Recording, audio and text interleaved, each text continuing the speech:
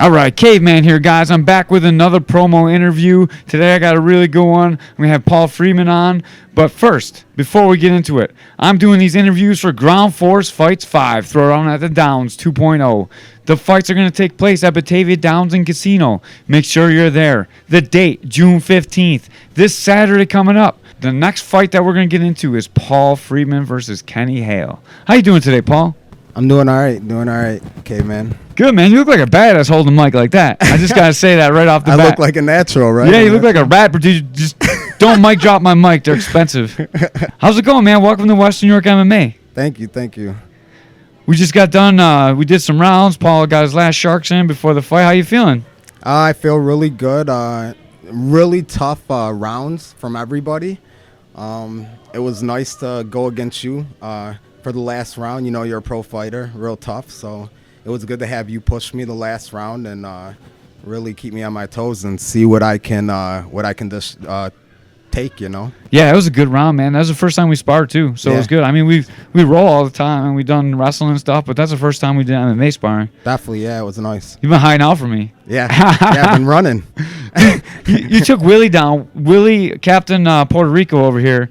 He's like 6 times your size. You took him down like it was nothing, man. I just have to bring this out in this interview real quick to shoot at Will. I'm gonna tag him in this too.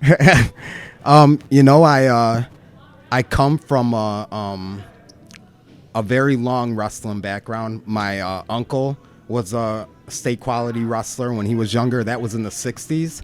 And so I started my journey in early 90s when I was about 11, 12 years old and wrestled all through high school, made the varsity team in 8th grade, had over 120 wins in high school, 30 losses.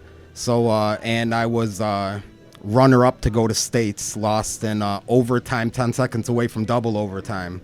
So, yeah, that's my pedigree, you know, wrestling and stuff like that. So, who did you wrestle for?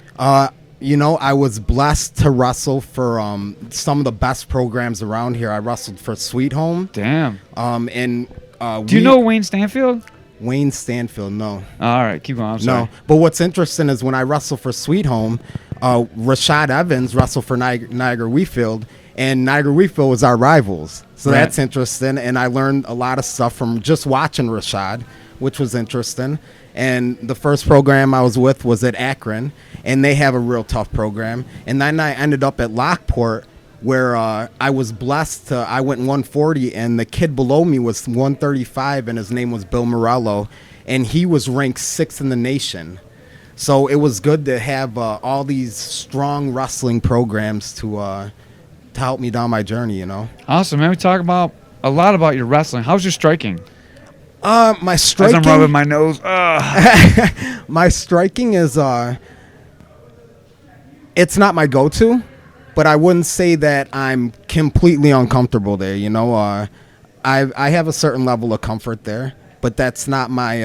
I don't like to say that's my go-to. You know. You look very comfortable on your feet. Thanks. I was going to say that. Man, you look like you've been striking for a long time the way you move. Yeah, and that's kind of funny, you know, and I probably shouldn't say this because this gives my opponent a little edge, but I haven't done much stand-up sparring, you know, in a long time. Right.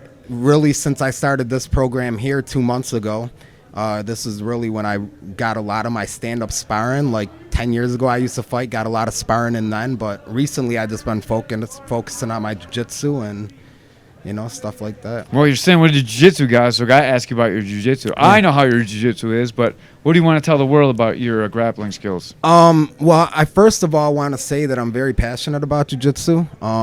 It saved my life. I've had a long, hard road. Everyone does, you know, some harder than others. But I feel personally for me, if I didn't have wrestling and MMA in my life and the discipline that it demands out of you, I don't know if I'd be sitting here talking to you right now, you know what I mean? And I'll even say this, and I was 5 years ago, I was heavily addicted to drugs. You know what I mean? But I always wanted this. Like the good kind or steroids? No, bad drugs, you know, coke and heroin and stuff like Damn. that. Yeah, I was really bad, you know, and it all started from pain pills from an injury from MMA 10 years ago. You know, so then I ended up getting on harder drugs, and I didn't think I was gonna live, and so I would sit there and cry just for a chance to get in the cage, because this has always been my passion. But drugs held me back, and certain things have held me back in life. But God has given me a chance, and I'm grateful, and I want to take advantage of it. Man, that's really, really deep, dude. I didn't even know all that about you. I like doing these interviews just to hear shit like that. Yeah, definitely. Yeah, and that's why I like to share my story, because I know there's a lot of people out there that struggle with that, and they don't see an out of their situation when it comes to drugs or abuse or anything like that. But just go after what you're passionate about, and that'll pull you right out of that shit that you're in. Yeah, make sure you keep talking into the mic so we can hear you. All right, sorry. No worries, it's all right. I can still hear you a little bit, so I can play with the volume a little bit. You come from a really big gym, Western New York MMA. We got like 400 members. Kenny Hale comes from a smaller gym, man. Who do you think has the advantage in the fight? I personally don't feel it matters what gym you come from. I think it can, but I think it ultimately comes down to your discipline. So if he's, I know he may not have the guys that we have to work with here, but if he's out putting in 9 miles a day running, and working on his conditioning and just being tough, and he wants to go out there and absorb everything and wear me out, or whatever, and he's watching video or anything, to improve himself, he could be way better than me. It all comes down to discipline and, what you put in on your own time, I believe. Awesome, man. What would a win in ground force fights mean to you? Oh, man, it would mean the world to me. I'm 38 years old.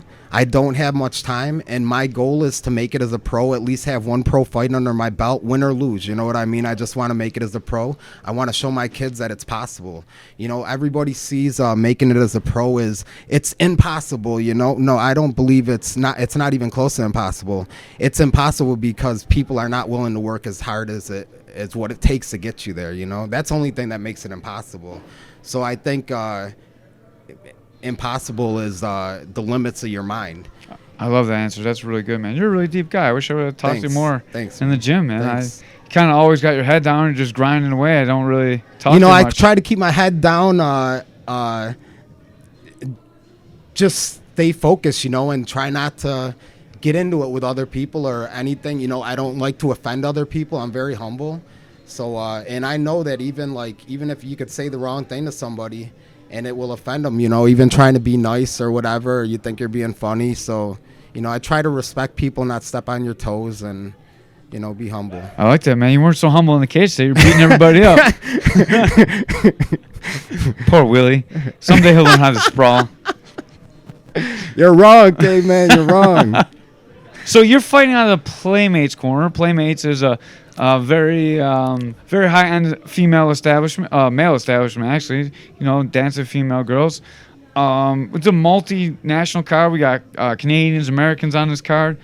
What do you think are better, American girls or Canadian girls? Ooh, you're trying to get me in trouble here, Caveman. I am. I saw your. I don't like this question, but I think I'm gonna have to be honest here. I love our American women, but there's no one nicer than Canadian women. I'll have to say that. No one nicer.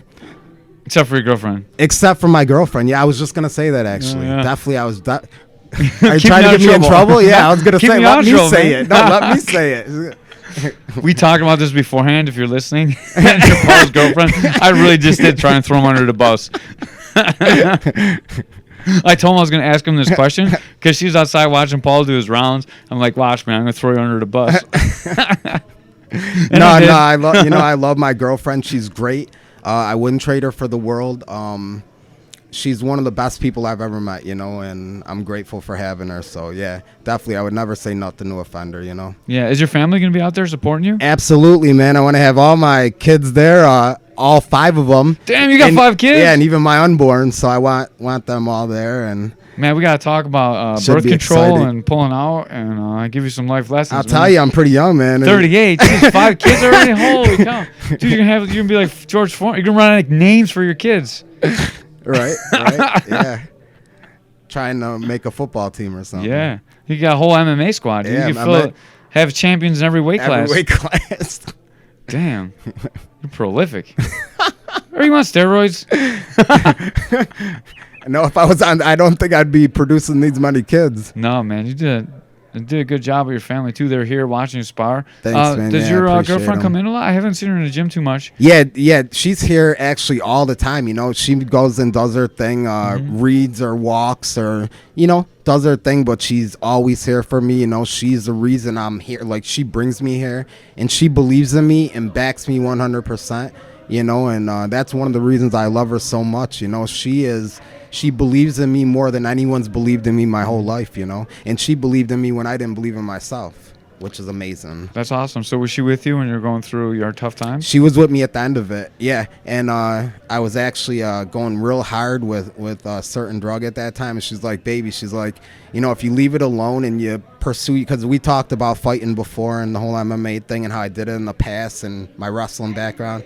She's like, Paul, if you go ahead and you give up the drugs for your fighting, go after it. You're passionate about it, we have kids.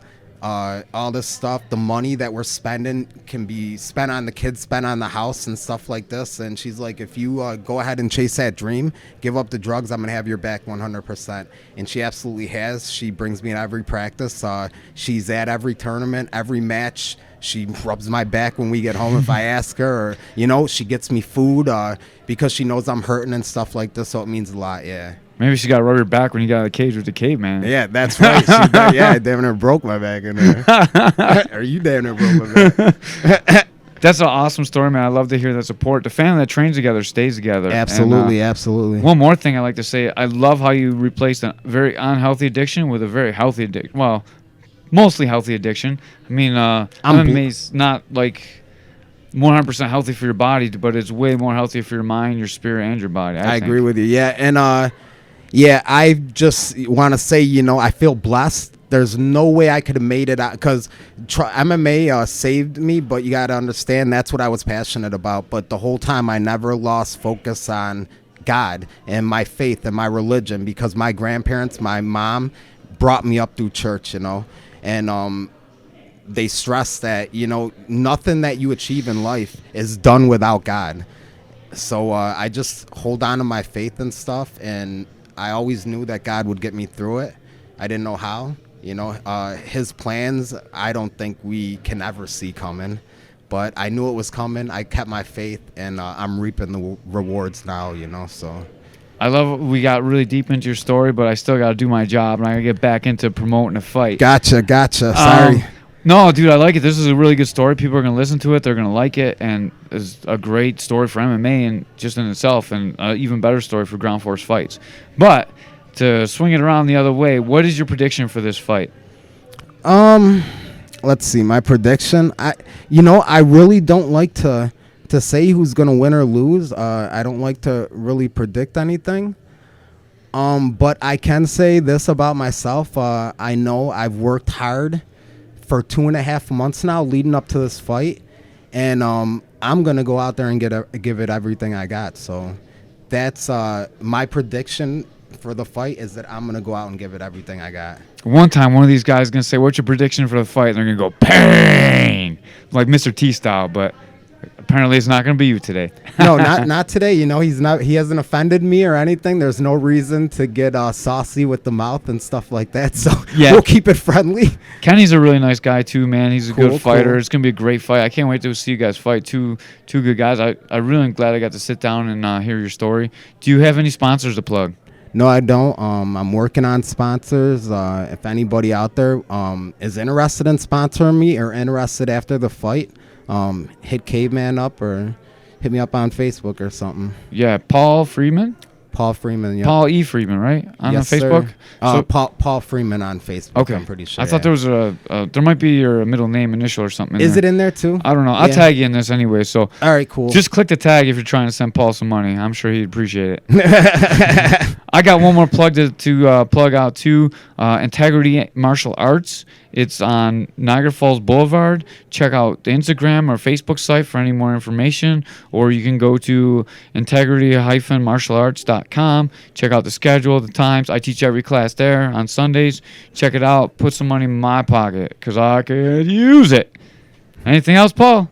I guess I'll say this too because I think it would help people and inspire them. Last year, I was at the end of my addiction, and I was putting down a 30-pack alcohol a day, and I'm only 5'7", so that's a lot, and I was 200 pounds. God damn. No shit. Yeah, last year for Fredonia, I took first at 190 in jiu-jitsu. So yeah, but I made a decision, and set a goal to get in the cage and fight, and I cut all that weight, and I knew I was way too short to be fighting at that weight, with all that fat, and yeah, made the decision and made it happen. So. All right, man. Well, God bless you. Guys, shake your hands. Sorry for the mic jingle. Good job, man. Good sparring today, too. Thanks a lot, I'll Kate, see you in man. the cage Appreciate on it. Saturday. For sure. Check it out, June 15th. Don't miss it. June Buy tickets. 15th. If you're online, make sure you put in Paul's name when you're buying your tickets so he gets the commission.